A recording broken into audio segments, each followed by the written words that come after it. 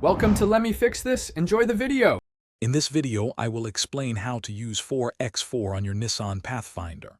First, familiarize yourself with the different drive modes. Your Pathfinder offers two-wheel drive, auto four-wheel drive high, and four-wheel drive low. Knowing when to use each mode is crucial for optimal performance and safety. We'll cover the specific scenarios for each setting, ensuring you can confidently tackle diverse terrains. Let's dive into the drive modes. Two-wheel drive is ideal for everyday driving on dry, paved roads, maximizing fuel efficiency. Auto four-wheel drive is perfect for changing conditions, as it intelligently distributes power between the front and rear wheels.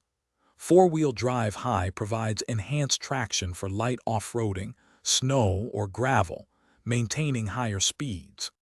To engage four-wheel drive high, you can typically shift on the fly at speeds below 60 miles per hour.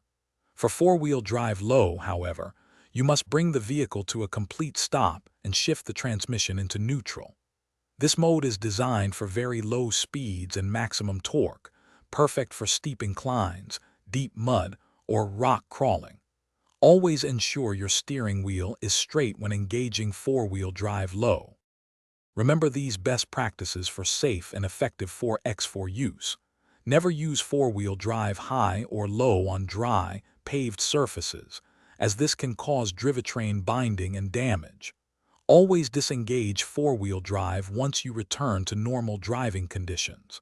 For the most accurate and detailed instructions specific to your Nissan Pathfinder model, always refer to your owner's manual. Drive safely.